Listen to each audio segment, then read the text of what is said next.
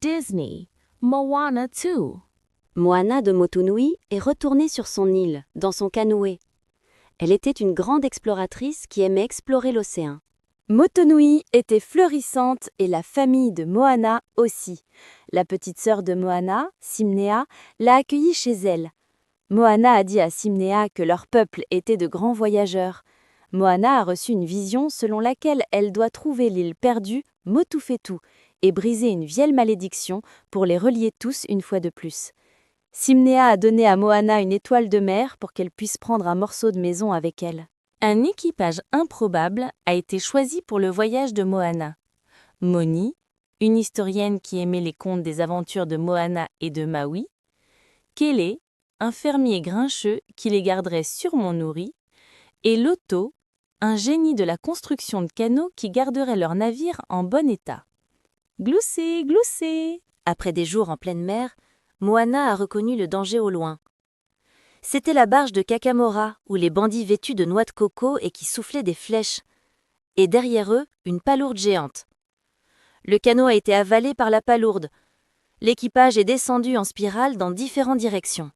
L'équipage s'est glissé dans une chambre du ventre de la palourde, atterrissant en toute sécurité sur un tas de déchets. Moana a été séparée d'eux. Où est-elle allée? Au lieu de Moana, l'équipage a trouvé le demi-dieu Maui, qui avait aidé Moana dans une quête des années auparavant. Moni a essayé de contenir son excitation. Tchiou! Maui était prêt à quitter la palourde. Mais il a remarqué Hey Hey et s'est rendu compte que Moana était en danger. Pendant ce temps, Moana fut confrontée à un demi-dieu nommé Matangi.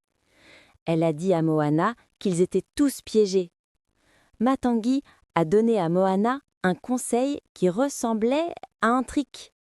Elle a dit que Moana avait besoin de se perdre pour trouver sa sortie. Enfin libérée de la palourde, l'équipage était maintenant dans la mer maudite. L'océan qui les entourait semblait étrange et malade. Moana a tendu la main dans l'eau, mais l'océan n'a pas répondu. Motufetu était au fond de l'océan. Comment pouvait-il l'atteindre? Tout le monde se sentait vaincu. Maui a creusé profondément dans son cœur pour remonter le moral de Moana. Ses paroles encourageantes lui ont remonté le moral et les deux ont élaboré un plan. Pour atteindre Motufetu, l'équipage devait distraire le dieu des tempêtes qui la gardait.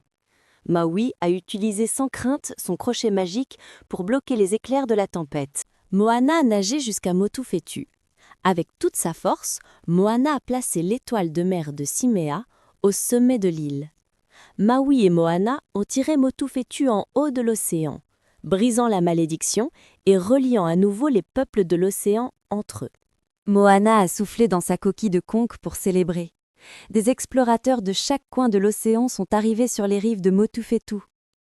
Moana était heureuse de pouvoir réunir tous les habitants de l'océan et de retrouver sa sœur Simea. Moana a appris qu'elle pouvait surmonter n'importe quel défi. Elle était prête pour sa prochaine aventure où que l'océan l'amène.